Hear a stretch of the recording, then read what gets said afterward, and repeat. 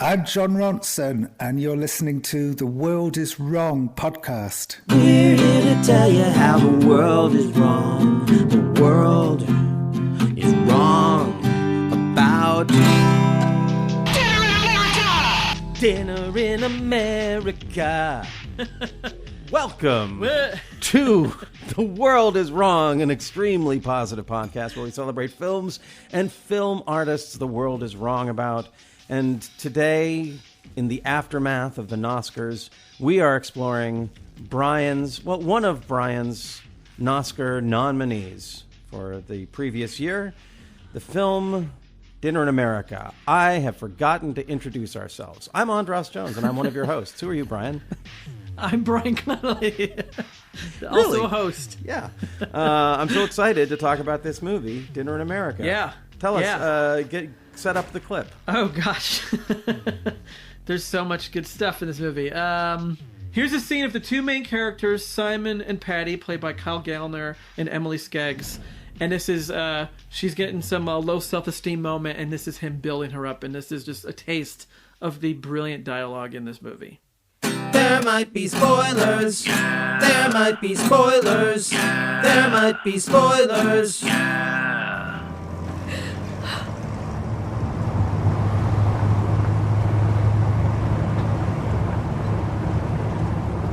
So, what'd you think of my family? I like your brother, Danny. Yeah, he's solid. Simon? Yeah. Do you think I'm a retard? Don't you ever talk like that. Ever. You are not a retard. You are a total punk rocker. I am? Yes. You are punk as fuck.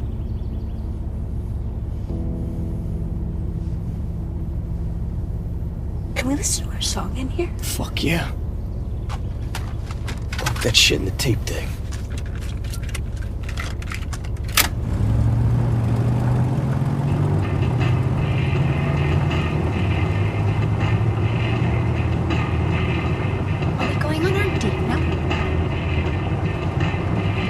Yeah, we're going on a date now.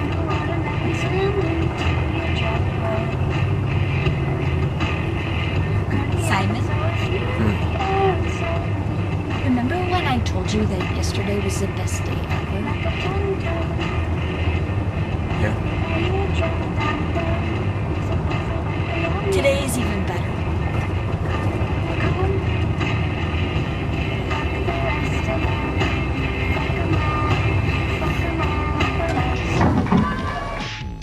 All right, Dinner in America, written and directed by Adam Rehmeier. I think I'm saying his name right. And this is a punk rock poem. This is a punk rock anthem. This is a punk rock seduction. This movie is about Simon. We begin with him drooling in his dinner in what seems to be a mental institution, while the lady across from him finger bangs a piece of beef. What is this movie that we've begun to watch? And you find out that no, this is just, he volunteered to be here. It's one of those kind of drug testing, like pharmaceutical testing labs where you get paid very little to mess up your body. And then we're just kind of stuck with this character as he ruins many a family's dinners in America, finally settling on the family of Patty, played by Emily Skeggs. He meets her while he's on the run from the law after setting one family's dinner on fire. She recently let go from her pet store job where her main duty is cleaning the shit out of all the animal cages. She covers for him. They realize that they were in the same class together in community college. He follows her home. He has dinner with her family and basically moves in under this guise that his family love to go on missions and be missionaries helping people in other countries, and in between he needs a place to stay, so he needs a host family. So this family is his host family, and He then turns the whole family around, but most importantly, with his punk rock seduction, he pulls Patty into the world, from her quiet, pilled up world, awkward world, into the world of punk. And there's lots of twists and turns in the story as to how that happens, which we will give away. So please watch this movie. And yeah, this movie, the IMDb lists it at 2020. It did premiere at Sundance in 2020, but I count it as 2021 because the pandemic happened, kind of pausing this movie's trajectory through festivals, which then continued through 2021 and finally came out on Blu-ray and ways for people to see it in 2021. So that's why I count it as one of the best films of 2021. Though technically it's, why don't I just say it's the best film of 2020 and 2021. And this movie is just full of so many good kind of character actors or actors you haven't seen in a while. Well, you know what? Wait a second. Did you just take an award away from the wrong Missy? Did you just I take guess I did. the I'm wrong sorry. Missy's award and give it to Dinner in America? That's not fair. Not fair. But Hannah Marks is in here, a filmmaker who also produced this movie. Leah Thompson, who I have not seen in quite some time. Marilyn Rajskub. Is that how you say her last name? Rajskub. And Pat Healy, who play Patty's parents. And they're amazing. And just a bunch of other people you've maybe never seen before, but everybody just working really well with this movie. This movie's quirky. It starts kind of mean and gross, and it ends up being the most surprising, heartwarming, like romantic comedy you've seen in some time. Yeah. So that's my description of Dinner in America. Yeah. Your more in-depth description, because of course we did hear about this film last week when you talked about it. You gave it, some love on a brief the Oscars. Yeah. But Yes. and in the same sense, this is the point where I would say, how is the world wrong about this film? But it's so new. I mean, I guess it's wrong in that it didn't get nominated for the Best Picture, Best Director, Best Actor, Best Actress, and Best Supporting Actor and Actress, Best Screenplay, and possibly, I guess, Best Score. Yeah. And it just, it's a movie, too, that I feel like so the story of how I saw this movie was that my wife got it for Christmas from a friend who had watched it at a festival. And she was like, this movie's so good, I'm just going to give it to you for Christmas and you're going to love it and you're going to watch it. So she put it on. I think we watched it maybe even like the day after Christmas. And we both were like, holy shit, that's a fucking movie. How come we never heard of this movie? We both love movies. This didn't make up, this did, you could tell that it did well at Sundance. And people liked it at festivals, but I never saw this movie on anyone's lists. Everyone else I know had never heard of this movie because it is a true little indie movie that just didn't, you can't find this movie streaming anywhere, which is stupid. So that's how the world is wrong. And you have to buy a Blu-ray from England.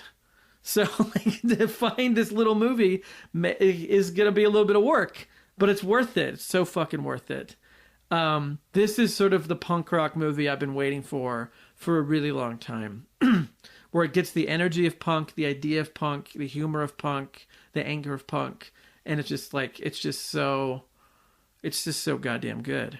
You got no argument for me. I actually saw it because it just came across it because I try and see everything that I can get my grubby little hands on, and I'm surprised it didn't make my list. It's maybe by the end, it's so satisfying. And maybe this is a thing with some films, is that they're so satisfying that it's not that you forget them, but they don't leave you with this sense of importance. And that's not at all to put this film down. I loved it. I'm just wondering why, I'm wondering why when I was making my list, I didn't even think of it.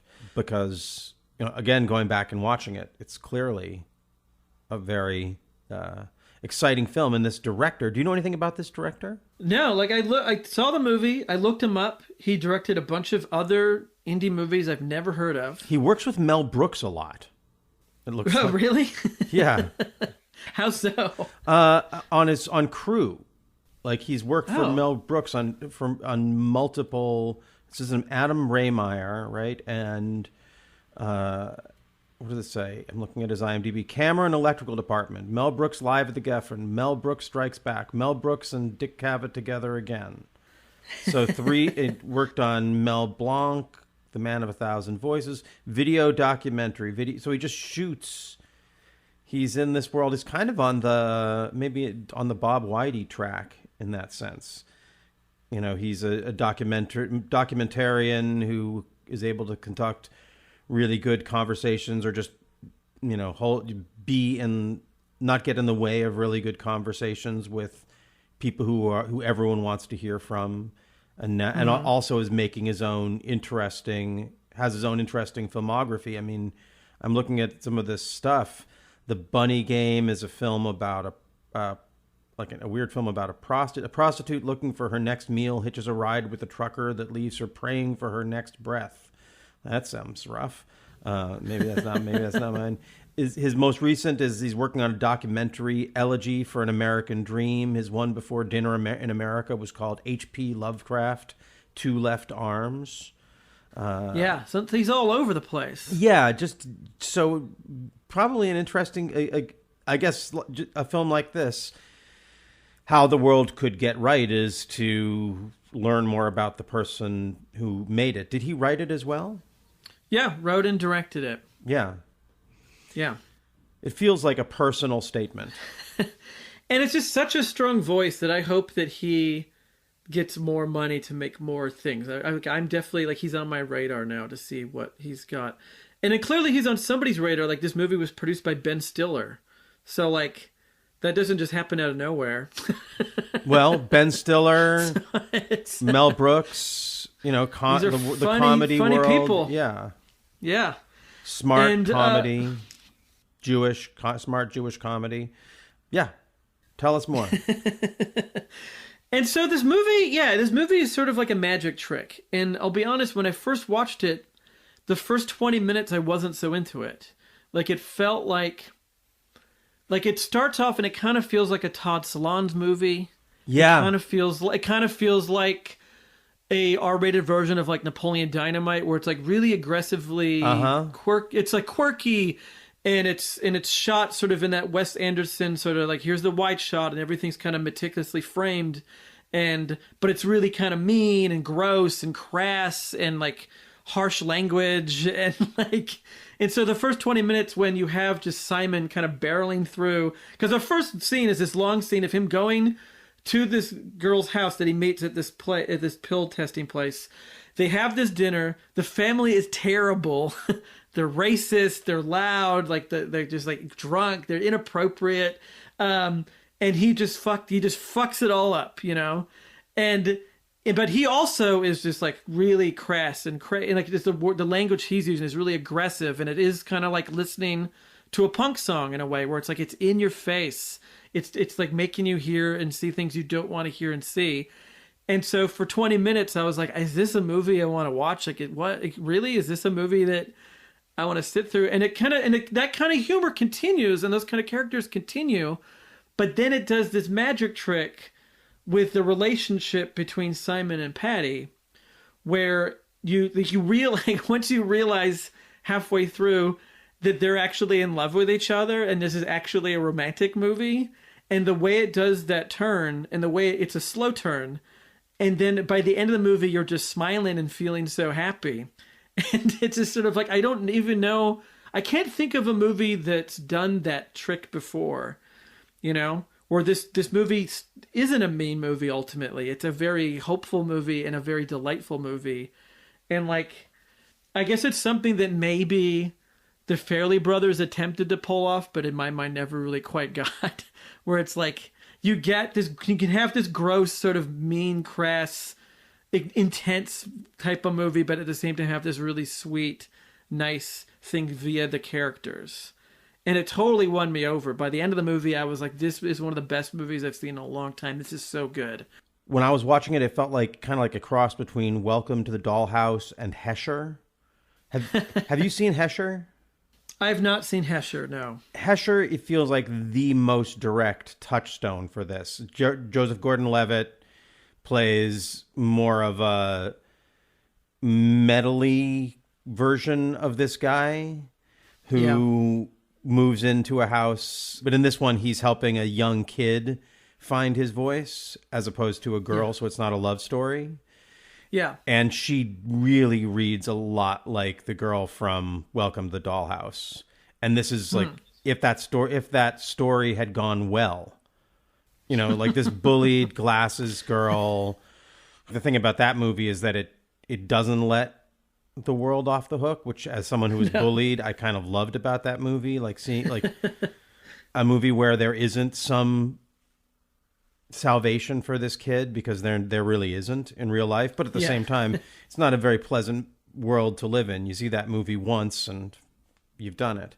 Whereas this takes that and makes it into a fairy tale, a punk rock fairy tale with this Hesher-esque punk rocker moving in and doing that. And then, you know, once we're in that territory, this thing about the weirdo stranger who moves in and solves everybody's problems by being an iconoclastic weirdo. I mean, that's the Goodbye Girl. We could think of a bunch of movies that is that. But coming back to it, the thing about this movie is it is so loud. And I think the thing, and not loud in the way, like,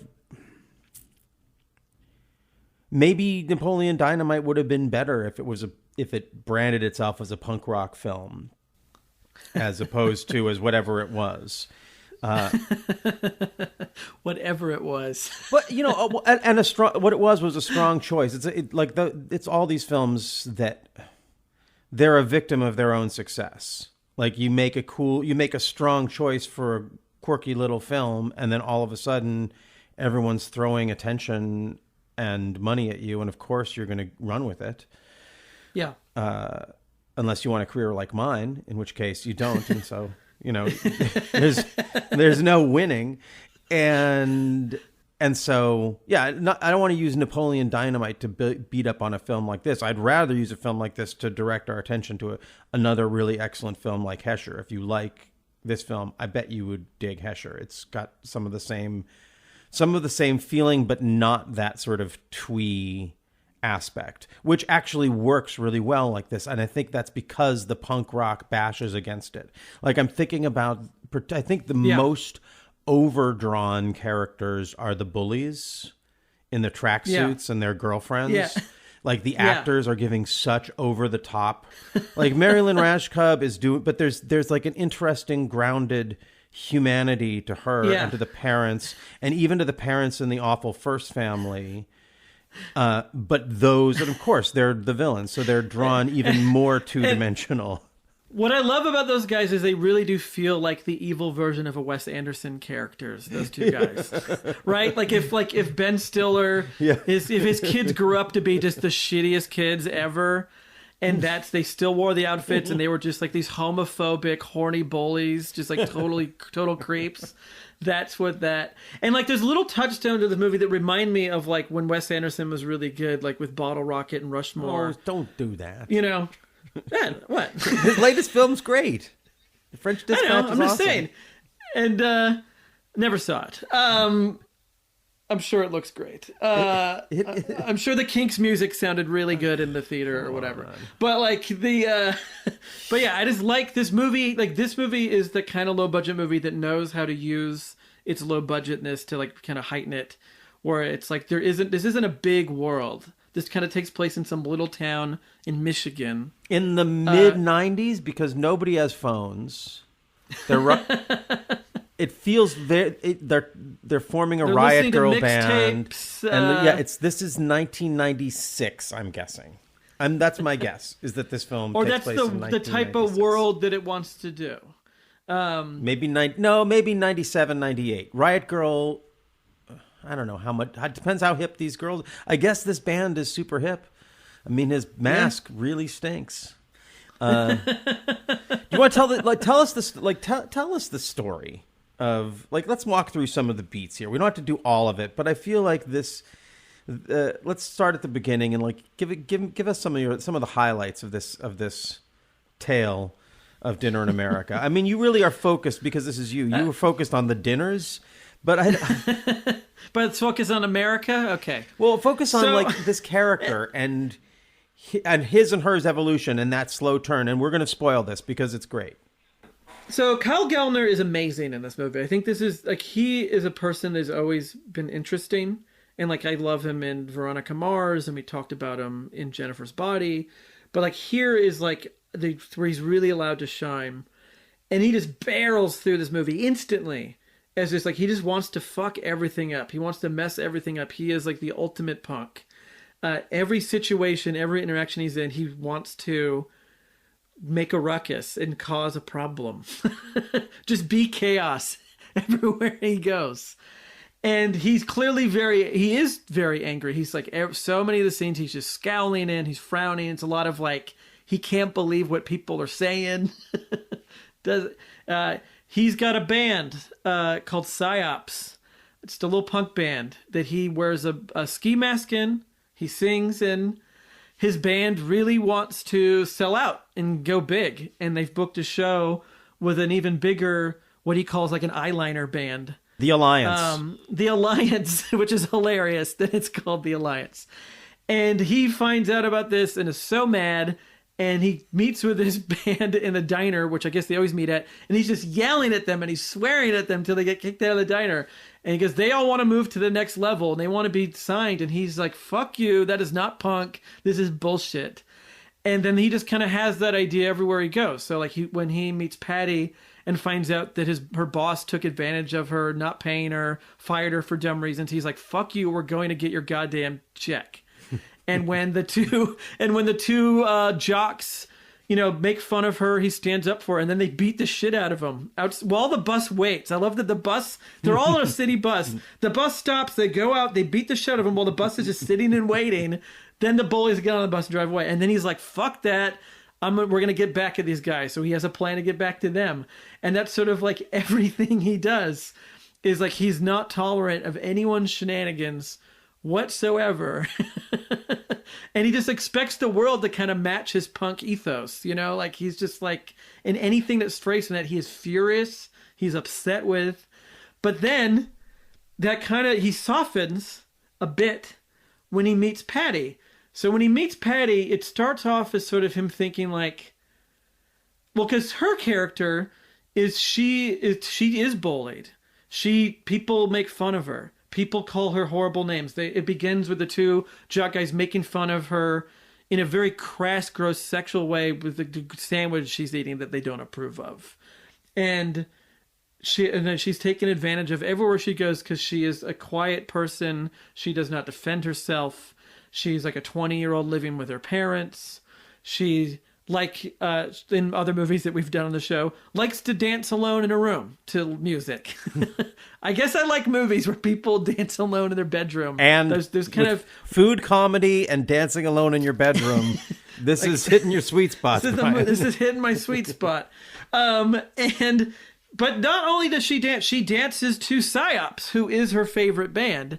And not only does she dance to it, she gets so excited. It's sort of like the highlight of her day. Like most of the day, she's quiet. She doesn't say much. But she listens to this music, gets so excited that then she runs to the bed, starts masturbating, takes a Polaroid of that moment, puts it in an envelope, and sends it to the lead singer of Psyops, Simon, also known as John Q.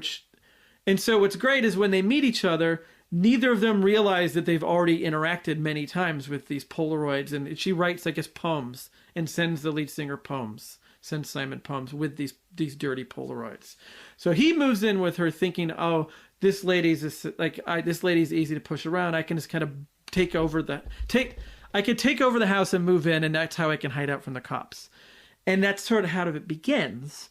But then through the constant like him trying to stand up for her and help her out and show her like the way to be punk in life, he ends up falling for her. And he realizes right away that she is the person that is sending the pictures, but he doesn't tell her that. He just kind of is like... It freaks him out a little bit. That moment of realization when he's in that scene is so good.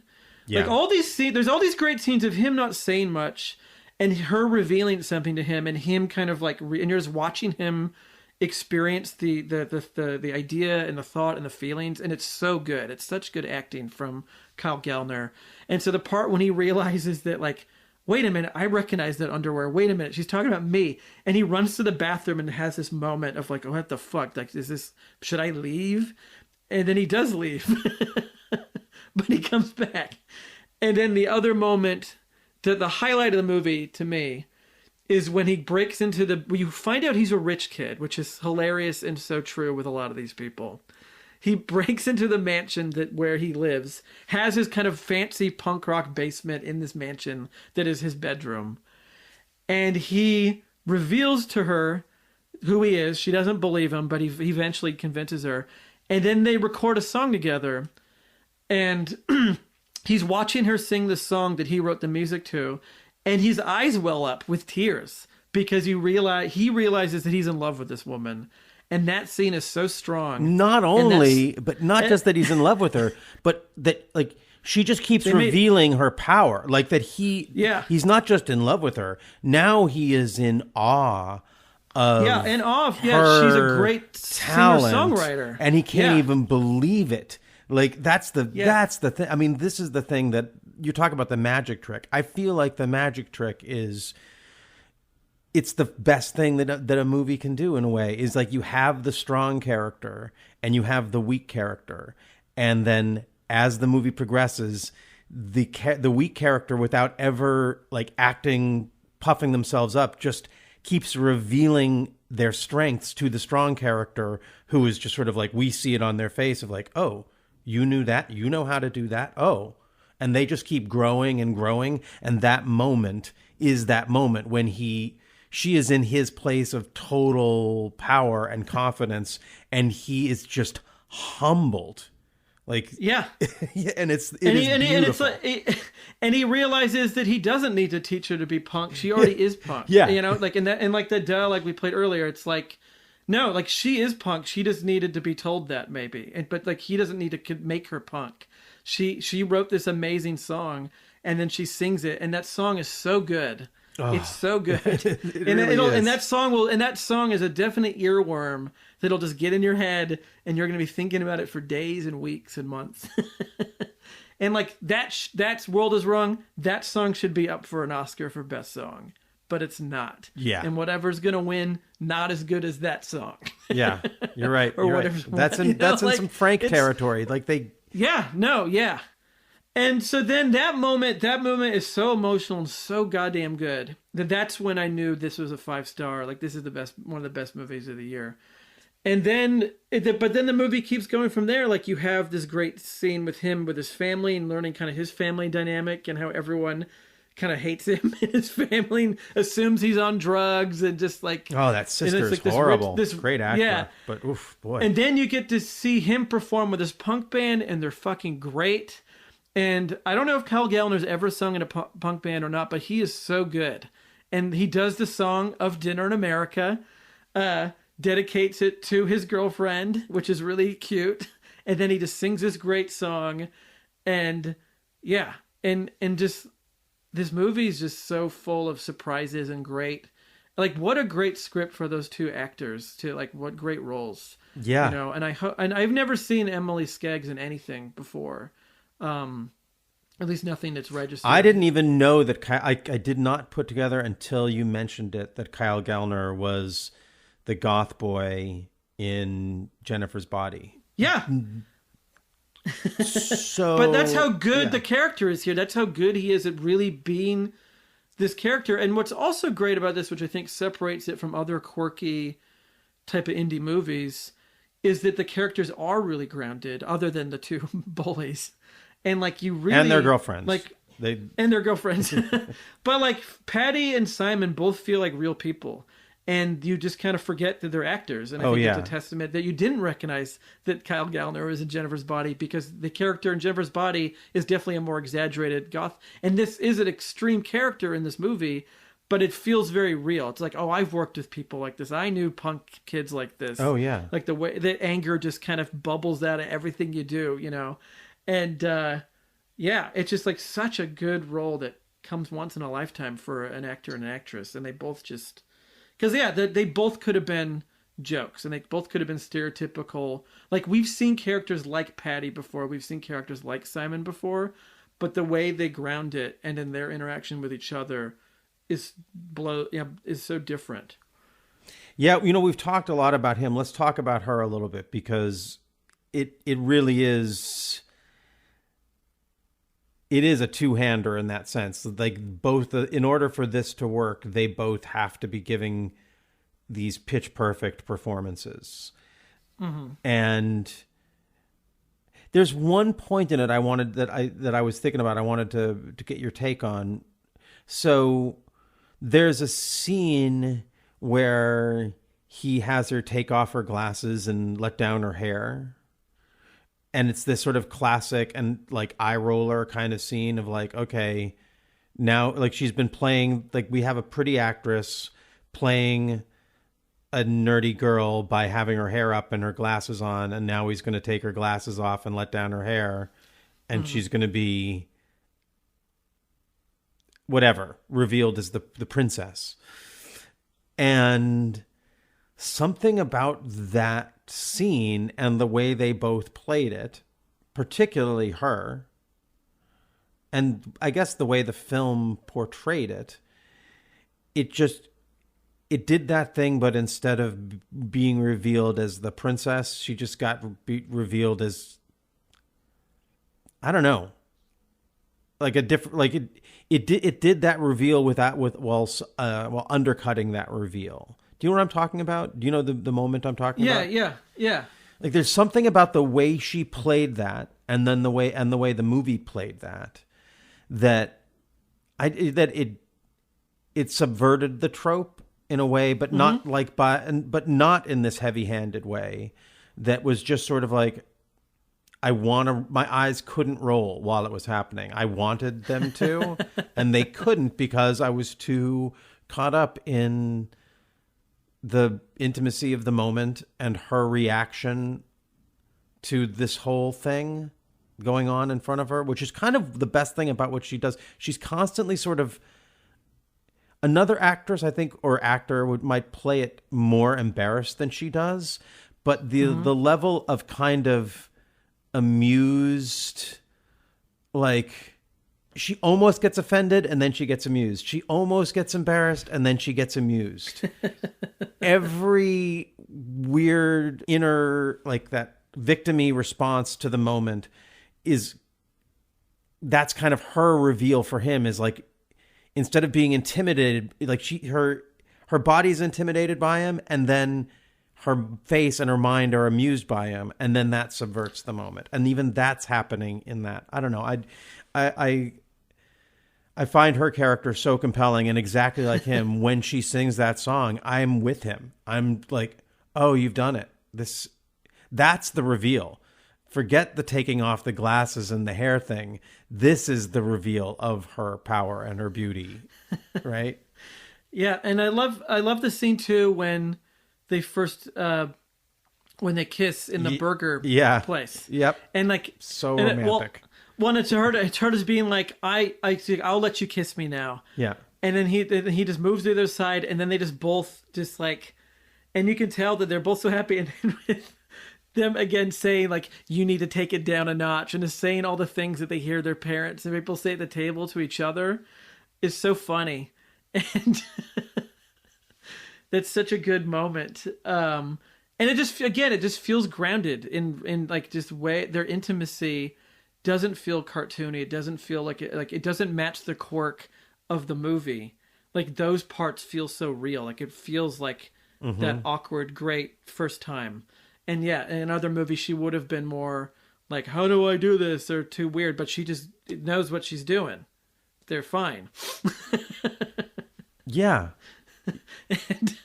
And I like that. Like I'm glad, like her character's interesting because she is an innocent in one way where she doesn't know like certain words or so, like what's the thing she doesn't know about at the dinner table with his family, and they kind of laugh at her and he defends her.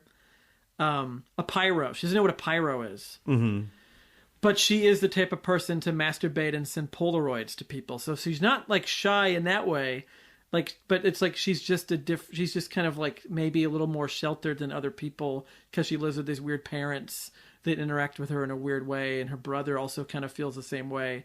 Another interesting character that we can talk about.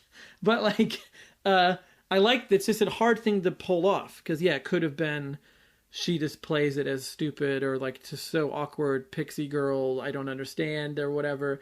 But like instead, it's like more complicated and more real. It's really good. Yeah, like you're shy, but you're sexually confident.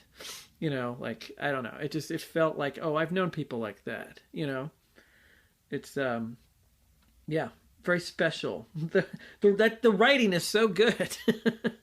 Like, yeah, just to be able to pull this off and I think it's the right line up with the right actors because you can write something like this, but you need the actors to really sell it. And the director did a good job of hiring people that could really sell his story in words. Yeah. No, this is. Well, what are some of the other highlights for you from this film? I really love the brother, her little brother, who is sort of a jerk, just sort of like the normal jerky little brother, making fun of his sister at the dinner table. It's revealed that he is adopted, but he doesn't know it. And then there's that part where Simon is doing grace. He's like, you guys do grace? And he leads them in grace, and he's going through every person and saying these nice things about them. And then he gets to the brother, and he's like, oh, please help this guy through his anger. And of course, it leads to him being like, because he just wants to find his birth parents. And of course, the kid had no idea. And then you cut to Simon and Patty in the bedroom, and you hear just the chaos of the family in the background as that's going out. And then, of course, Simon introduces him to weed, and he becomes like the coolest, most relaxed guy. He gets a girlfriend instantly. He tells him to smoke 1 gram a day. That's about right. And so that was just a great character moment. And I don't know. This whole movie is just full of. It does everything right when other movies usually do it so wrong. And I wonder if the reason why a lot of people haven't heard of it is maybe they saw the plot or saw the poster and just assumed it was going to be like one of the ones that does it wrong, you know? And even like when I looked at the cover, I was just like, what is this movie that looks like it's trying too hard? Do I want to watch this? Because the cover is like him flipping the bird and like there's all this stuff going on. It looks really aggressive but it's not. It's like I said, it's a magic trick. This movie pulls off a magic trick that I've not seen a movie do. Well, that was your same response to Frank, which is another film that does a similar thing. And I think, and I thought about that movie a lot with this, maybe because of the punk rock thing or like the weird, simple mute songs that are great. But yeah, you're right. In another great movie, it does that sort of like, on the surface, it looks like not a thing that I should like at all.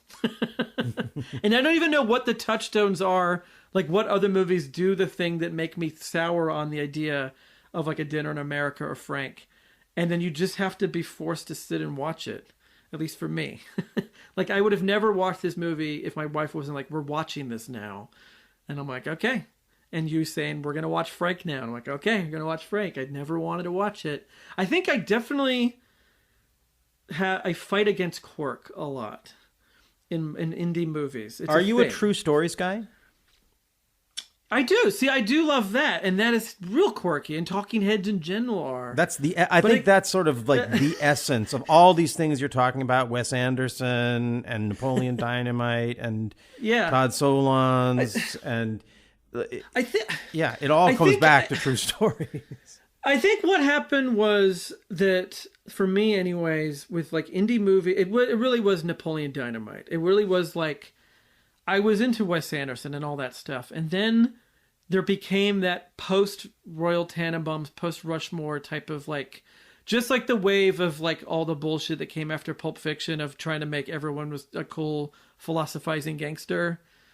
Not counting Mad Dog Time, which is great. But like just when certain indie movies click with people, then just like in Hollywood, everybody tries to make that kind of thing, even in the indie world. And so like me kind of in film school, like in college at the time of everybody trying to ape Wes Anderson, and then some of those movies succeeding like Napoleon Dynamite, where it doesn't have the pain or emotion that's in a Wes Anderson movie, but it just has the funny clothes or the kind of stagey framing or the kind of music. And like I did not like any of those fake Wes Anderson movies. And then I feel some of the Wes Anderson movies for me became sort of like those movies where it just sort of got stuck in this. Wait a second. Come on, back up here for a second. What about But I'm a Cheerleader? Is that post Wes Anderson or is that before? That's 99. Okay, so it's after Rushmore, but I think a lot of that I feel like movie that's too, very in that zone and really good. Kind of, yeah. But I mean, that's also like the 90s, it was different. There's like everybody, like I said, Todd Solondz, like Vincent Gallo with Brown Bunny, like even I like even Cowgirls Get the Move. That is like some forced quirky shit in the movie, And like there's something about the way 90s had quirk that was for me more accepted because it still kind of felt like it meant something. Like the stylistic choice was to make it kind of aggressive. Because there were a bunch of kinds of like Hal Hartley movies too were also very aggressive and very stylish. Love 'em. Jim Jarmusch movies. And like that's definitely a part of the indie scene and the indie world of the 90s is either you did your Cassavetes handheld raw motion thing or you did your aggressive framed, kind of almost, just like that kind of quirky thing. And I think what happened in the aughts is I think it's even Hollywood's fault. Like once more money became behind these kind of movies, then everyone was doing the same quirky thing, but without the heart, without the feeling. Like Rushmore is quirky looking and fun looking, but at the core of that movie, there's a lot of sadness and a lot of raw emotion in there. And same with Royal Tenenbaums and all the Wes Anderson stuff. And I think that I got burnt out on the Garden States and the Napoleon Dynamites and all the ones that kind of didn't try to make it a movie about people, and it was just about the style. And I think movies like Frank and Dinner America on the surface kind of looked like those kind of movies again. And so that I'm just like, I don't want to watch some movie guy with a mask on his head doing in a band, a quirky little band, and I don't want to watch a movie about some punk, like doing this thing. I don't want to do that. And then Hollywood you watch punk. the movie. Yeah. And then you watch the movie and you're like, oh, this is like really good. Like the movies have now gone back to, you can have it be stylish, but actually have like emotion in there and actually have it mean something above the style.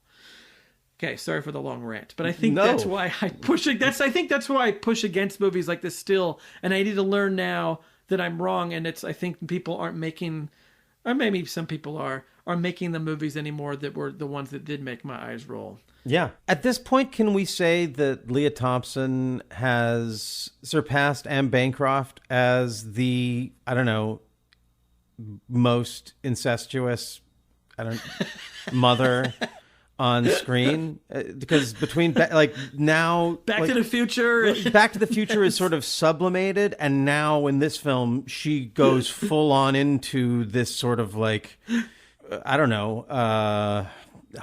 MILF stereotype. Like it's just ringing a bell. Like that the casting of her in that role in that first scene elevates that riff. Like it's plucking that Back to the Future riff. Is there another one? Is there any other actress who has leaned so fully into that archetype? I don't know. I'm just saying this because out there, I'm hoping that Leah Thompson's agents and managers are if this film had been a big hit, that's what she'd be playing for the next 10 years.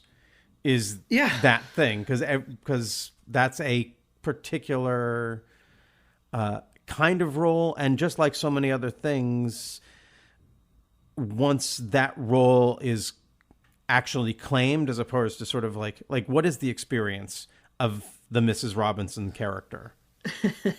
Leah Thompson is primed to tell us this story. Yeah, why has anyone tried to do that? You graduate from the point of view of Mrs. Robinson. Oh, I think there are plenty of movies. I mean, we don't call them. It's not The Graduate, but there are plenty of movies where it's the older woman, younger man relationship from the standpoint of the a mature woman with a young man. Yeah. But is it usually a comedy, or is it usually like a thriller? Is it like Unfaithful with Diane Lane, the Adrian Lynn movie, or Yeah, I guess has there been a really good? It doesn't have to be comedy. Like this is not a comedy, but it's a comedy, right? This is not. It's a romance, a comedy romance. I guess it's a romance. This is a romantic comedy? We're talking about a punk rock romantic comedy. We're almost an hour into the episode, and we are now revealing what we have kept from you all this time and from ourselves because we couldn't admit it, that we are championing a romantic comedy. That's what you're. Yeah. Okay. Which we don't normally. Have we done a romantic comedy on here? I mean, we did Punch Drunk Love is kind of... Rules Don't Apply. Who's the romance in that? Oh, the two young people. The two young people. Yeah, I guess.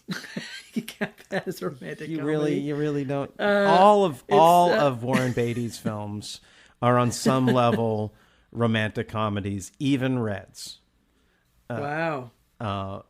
I mean, it's a full-on romance, but the best aspects of that romance come from a comedy between the characters in the first third of the movie. And that's why we love them as these profound lovers later on. But it's still a romantic comedy. Ishtar, romantic comedy between Dustin Hoffman and Warren Beatty, very much so.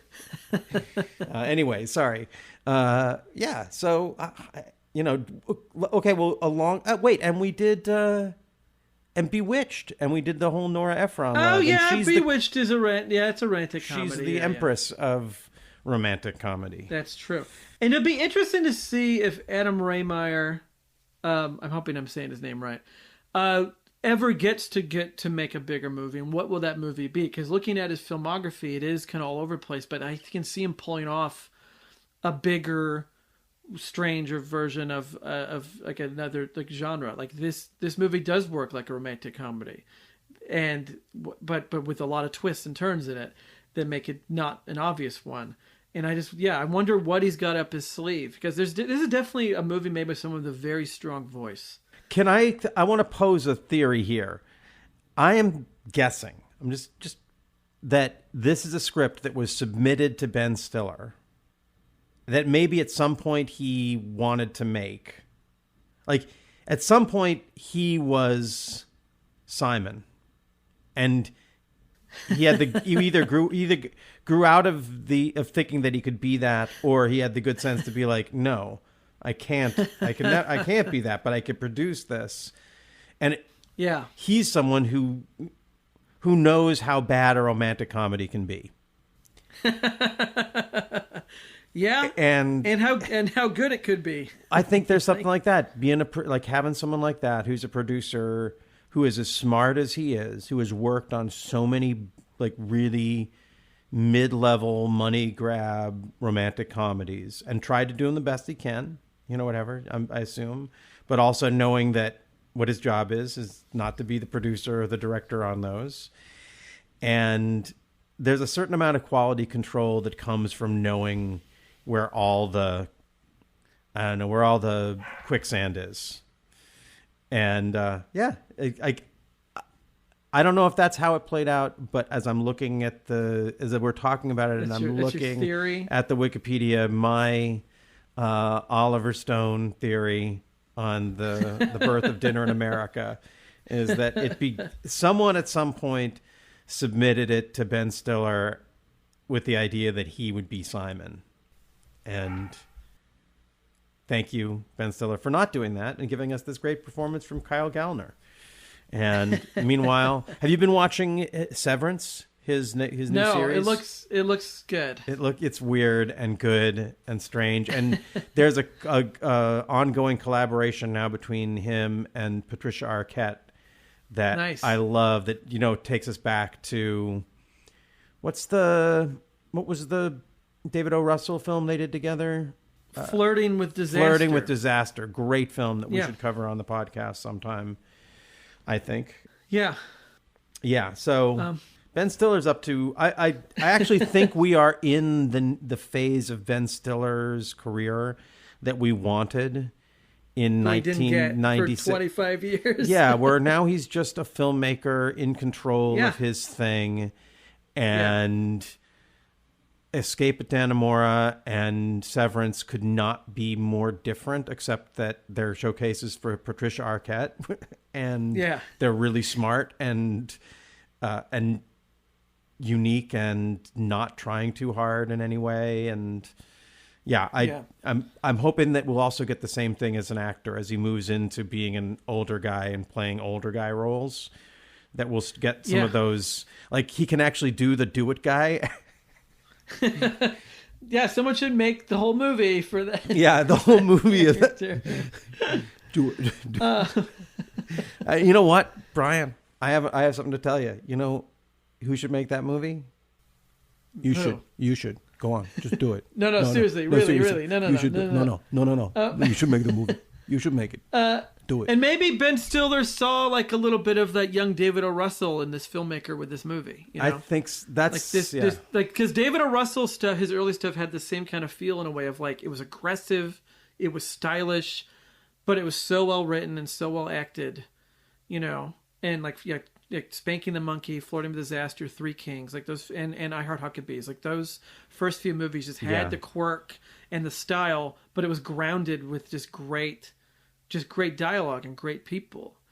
And so maybe he sees a little like, maybe this guy could, and I could totally see that happen with this person, and hopefully make movies better than David O. Russell's been up to. Hey, if you ever run, as we said many times on this, if you ever run that good, and it's a good run. And I would say that even if we didn't know where the next three films were heading, I think the other three, like as far as your run of like, hey, I'm a big successful Hollywood filmmaker, I'm going to make films like whatever, The Boxer one, The American Hustle, and Silver Linings Playbook. Okay, yeah, those three are. If you're going to have a run of Hollywood type movies, that's a really good. If we didn't know where that was headed, or if that was headed, and who knows, maybe he's gonna, maybe he has a third chapter where he's got his comeuppance, and he's had to learn some life lessons, and he comes back with all of that skill, but the wisdom that comes from not being a Hollywood success forever, and and maybe we get even greater films from him. I hold out hope, because those as you said, that first run, as you just named them, I was like, I love so that good. one. Yeah, and so they're just good. getting better. And The World is Wrong about I Heart Huckabees. That's the film. Yeah, that's a great movie. That's one. Honestly, and that might be aggressively one of my quirky, top 10 films of all time in terms of just favorite. I know we didn't talk about. I don't know why I didn't talk about it, because it's a film about synchronicity. It has my favorite musician. I mean, the John Bryan score it's the perfect John Bryan film. Jason Schwartzman is one of my favorite. Like, there aren't a lot of great sort of leading man roles from him. He's fantastic in it. It's best Mark Wahlberg performance, I think. I love that character. Anyway, sorry to take it away, but I guess this is the digressions are us here. We'll get back to Dinner in America, because that film also has some really aggressive dinner scenes. The introduction of Jonah Hill. Yes. So that's the introduction of Jonah Hill at that dinner scene with Ben Stiller and Mark Wahlberg in I Heart Huckabees. That is very much like this one. You know the scene where he's finding the African guy who the synchronicity is connected to, and they go to dinner at his house. He's staying with this Christian family, And Jonah Hill is the kid in the family, and Mark Wahlberg is trying to tell them how they're all complicit in the oil, in the oil industry, and because that's his whole bit. Are you remembering any of this? Wait, but Ben Stiller's in it? I don't remember Ben Stiller being in it. No. I didn't say. Did I say Ben Stiller is in? You did. You're confusing me. I meant Jason Schwartzman. Jason Schwartzman. Schwartzman and Mark Wahlberg have a terrible dinner scene with this family where they destroy a dinner, and Mark Wahlberg kind of does what the Simon character is doing in Dinner in America at this dinner. I think all good indie movies have ruined dinner scenes, because I love the scene in Buffalo 66 too, where they're all having dinner together. It's so good. Like ruined dinners or awkward family dinners. It's just a great way to have all the characters around a table in a scene and just have these, and especially if you have one person at the table who's like trying to like fuck with everybody, or who's going to inevitably fuck with everybody at the dinner. So good. Jack and Jill. Yeah. Jack and Jill, or like literally every other episode of the Gilmore Girls. Like just good writing is you get people around a table. I think isn't that a lot of The Accidental Tourist as well, which I feel is also kind of a precursor to all these quirky movies. A lot of good dinner scene, meals, Yeah. We got to do Accidental Tourist, because you've talked about it several times, and I remember liking it when it came out, and I haven't thought about it any time other than when you bring it up. It's so much a Wes Anderson movie before it was. Like it has that, there's a quirk there, it's aggressive, the characters, but it's not as stylish as those other movies. It's definitely more of a comfortable style, because that's Kasdan, I think, right? Yeah. Lawrence Kasdan. So it is like how he directs all his movies. It's just kind of more laid back style. It just feels like a movie. The directing is kind of hidden in a way. But no, I feel that there's a lot of that movie that inspired, I think, a lot of I think maybe that and True Stories inspired a lot of these kind of quirky indie, like awkward family things. I think another interesting person who worked behind the scenes on this is Hannah Marks, who's an executive producer, and she plays the lady at the beginning who goes, takes her to her family's house. And she's also a filmmaker. She's great. And she knew what a good role this was. So to produce this movie and then to be like, I'm going to be that person at the beginning and just watch this guy ruin my family and burn my house down. And she's also a writer. She wrote a movie recently called Banana Split that's really good. Did you ever see that? No. That's another kind of good, quirky, fun indie movie, but it's not. But again, it's like better than that. Like it's just a good movie because the writing's good and the characters are good. It's directed by Ben Kozulki. Highly recommended. It's on Netflix, people. Watch Banana Split. But she wrote it. She's in it. And that also kind of has, in a way, a little bit of a, not a punk rock thing necessarily, but it has like kind of the youth, the way the youth can be. And it's fun and very funny. And it looks like another film called After Everything with Gina Gershon and Marisa Tomei. So yeah, I haven't seen that one either. But she's directed in a few things. And so like I think she also saw something interesting in this movie to be able to, be a producer and an actor. And yeah, I think there's a lot of talent behind this movie. Like I think that they know that this guy could be something. And who knows, if the pandemic hadn't happened, maybe this movie would have built through, like kind of busted through all these festivals and kind of built something up. But like with a lot of movies that came out in 2020 at festivals, it got a little bit delayed, or it's hard to kind of build a huge thing when you're just kind of showing it streaming to people, like, online festivals, which had to happen. But like if it was a thing where it could be more word of mouth and it's showing in theaters and people are getting excited, like who knows if this movie could have been a little more in people's minds, by now. Could have been. Hard to tell.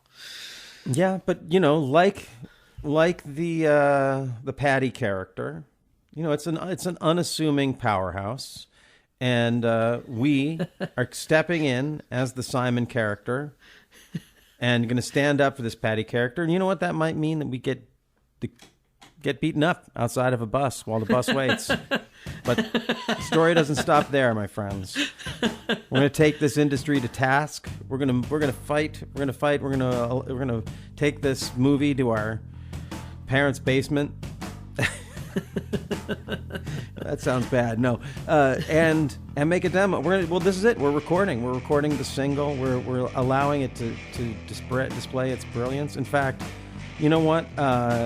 Before we go into the announcements and such, why don't we just play the song that won our hearts? Great.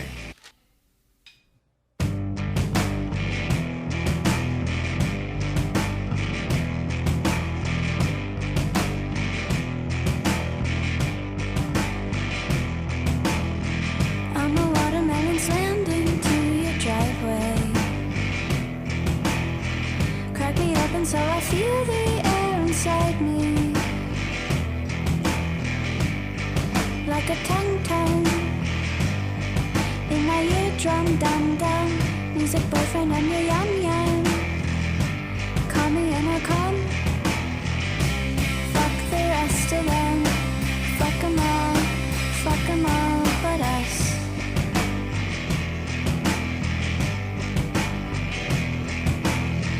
Am I dreaming or did you just kiss me? You don't know it, but you already miss me. Like a tongue in my eardrum, dum dum. Music boyfriend, I'm your yum yum.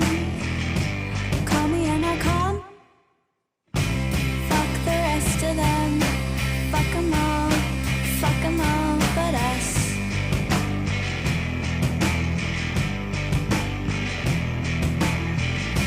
Fuck the rest of them. Fuck 'em all but us.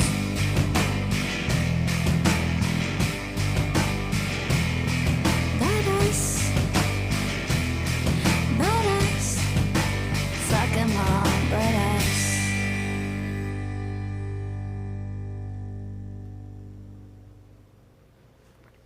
Fuck.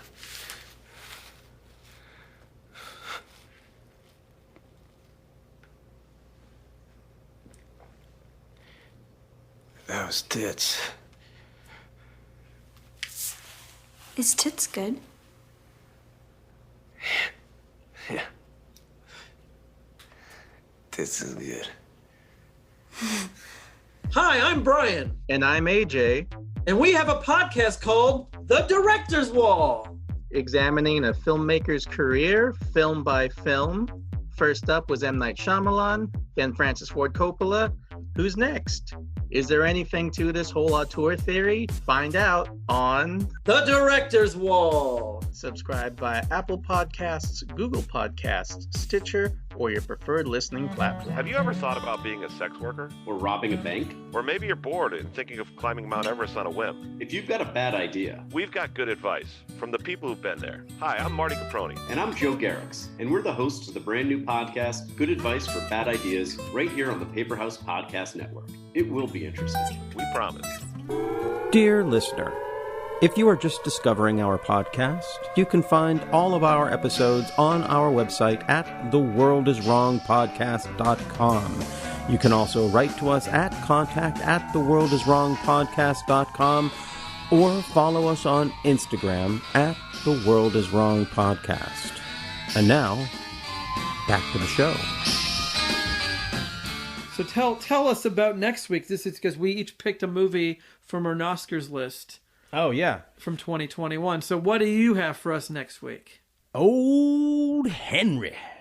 And, you know, if you heard, well, if you listen to the Noscars podcast, you know how much I love this film and how hard it is to talk about it. I think this might be, it's hard to talk about it without giving away what is so great about it, which is a testament to how good the film is and maybe to how honorable in some weird way people who love this film feel to the experience of it. But I will just say that, like Dinner in America, it is about a protagonist of hidden strengths. that are revealed throughout the film as portrayed by Tim Blake Nelson in a rare leading role for this great actor. And whoo boy, yes, I am. I'm very excited to. I've been waiting to talk with you about this, Brian. And I think again, like I said, I would say please go out and watch the film, or find a way to watch the film before that episode, because we are going to spoil it, which is something you just don't want to have happen to you with this film, because its magic trick is similar to this one, so delicately delivered that you just want to go for the ride and have that experience. Nice. So come back. Well, I don't know. I always talk about this as if it's linear, because we are living in linear time. Brian, I don't know if you're aware of this. We're living in linear time day to day to day, but people who experience this, they're just getting it in a wash of things. So, if you are inclined to follow us to the next episode will be about Old Henry. And if in the interim you have heard all of our episodes and you're dying to hear one of our voices in another format, you can find Brian's other podcast, The Director's Wall, that he hosts with AJ Gonzalez, where they explore a filmmaker's filmography, like on a video shelf, The Director's Wall. Exactly. That we've never really talked about the origin of the name of Director's Wall. I think it's pretty obvious, but maybe kids who have never been in a video store don't know what a director's wall is. Can you explain what a director's wall is? Yeah. So at Vulcan Video, and every video store that I went to that was not a chain, they would have a director's wall where it would be alphabetical by last name. All the directors that the employees of that video store felt worthy enough to kind of put it all together for your viewing pleasure. I believe, the Vulcan Director's Wall was large. It started with, I believe, Woody Allen and ended with Fred Zinnemann. So from Allen to Zinnemann. And it just, in every year we would vote. Every New Year's we would kind of all throw in the directors we thought were worthy enough to get there. And we all made up these arbitrary rules of, like, they had to have been making movies for 20 years. They have to have at least 5 movies. And I'm sure every video store has their own way of determining it. And we would fight over it. We had some removed, where some angry employee removed a director from the wall, being like, they are no longer worthy of being on the wall. So John Woo was removed from the director's wall. After he made that Ben Affleck movie Paycheck, this employee Neil was like, fuck this, no, he's off the wall. He took it off. And there was someone else. I'm trying to remember who. There was another one that was removed. And then there was an early example of cancel culture. Run John amok Woo in the video canceled. store. That's so unfair. That's so unfair.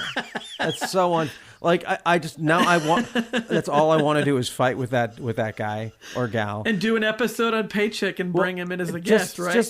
No, really just like, wait a second. Are you going to take Billy Wilder off the wall? Because he had a couple of stinkers. Buddy wasn't great. Yeah.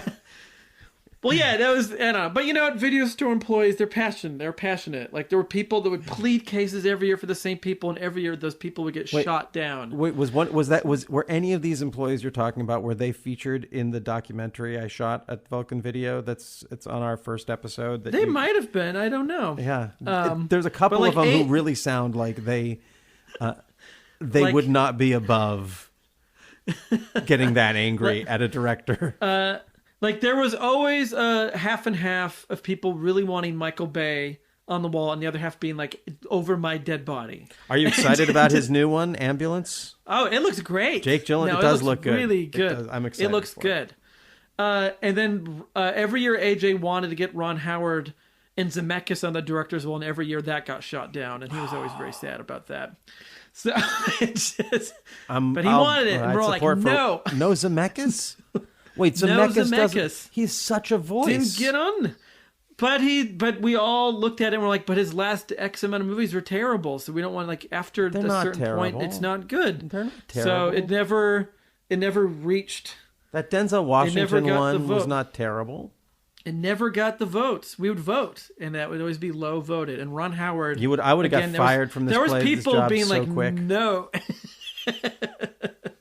Or maybe No, I would have Ron become Howard. king. I don't know. It's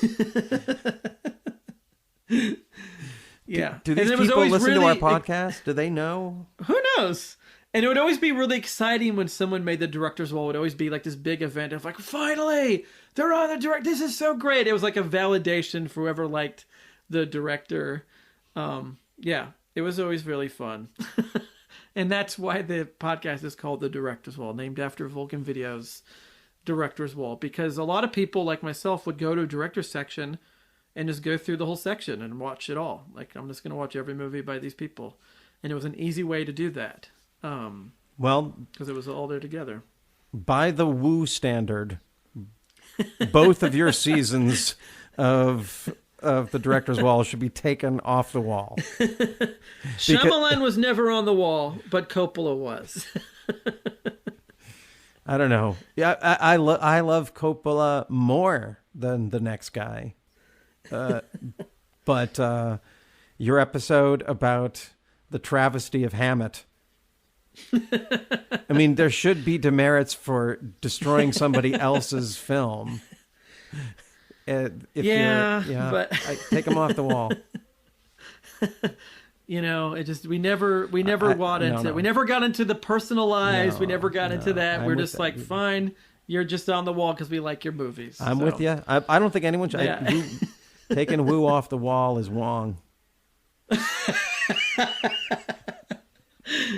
Yeah, I agree. Especially since he made good movies after that. So you make one bad movie, just wait a sec. And also, you try to make every movie for 50 years great. With all these other people cannibalizing your work before you can, basically taking your cinematic language before you have a chance. And then you have to create a whole new one and navigate in a whole different cinematic society that is informed by yours, but with other people profit. I don't know. Do you think it was his choice to make a movie? Ben Affleck? No, that was someone else's choice to do that movie. So, yeah, he rolled with the punches. What are you gonna do? I got so much Ben Stiller on the mind. The whole time I thought you were saying he made a movie with Ben Stiller, and I was like, oh, an action movie with John Woo and Ben Stiller? That sounds awesome.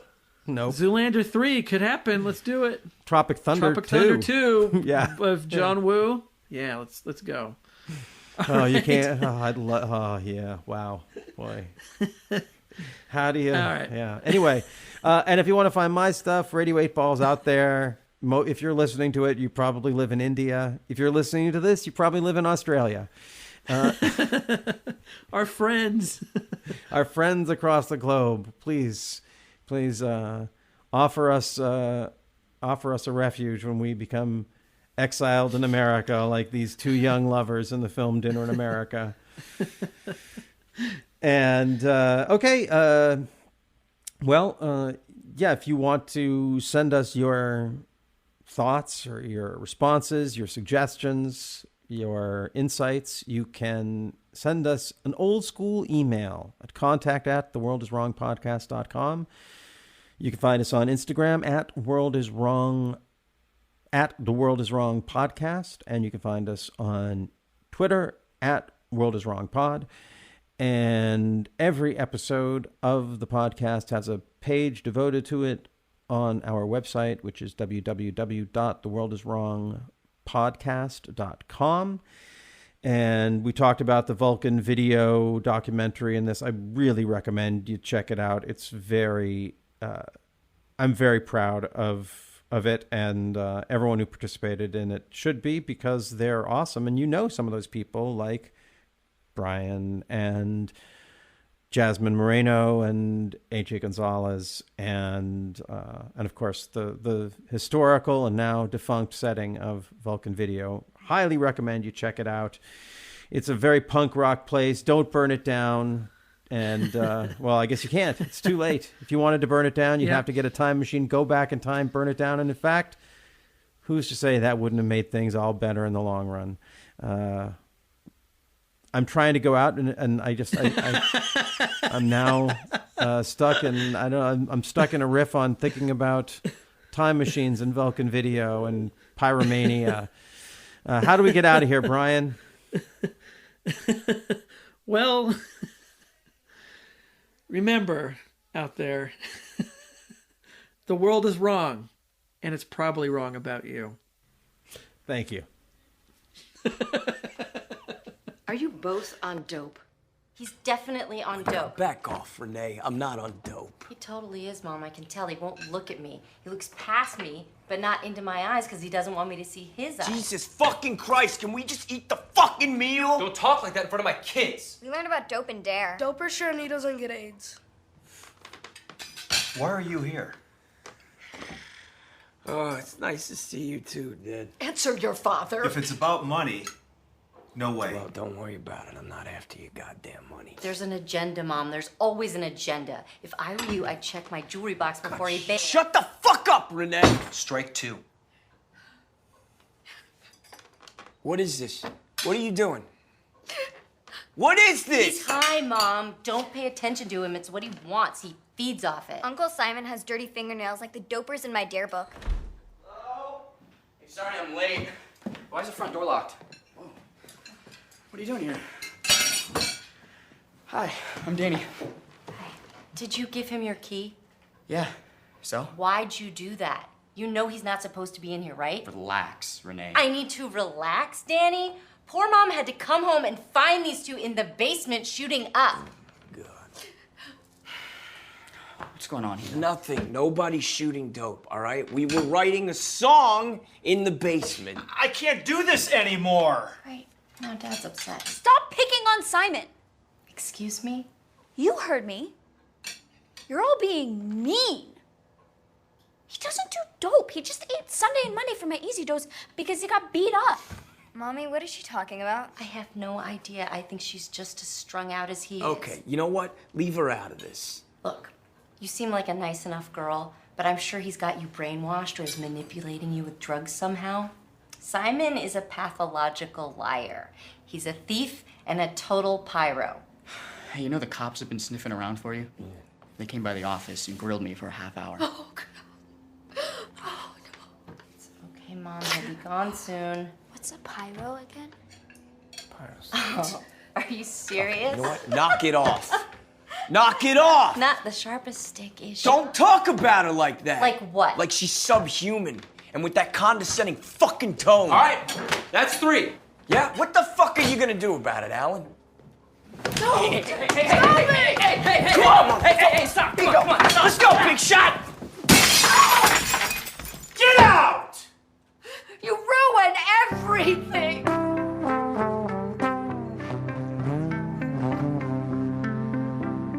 Radio 8 Ball.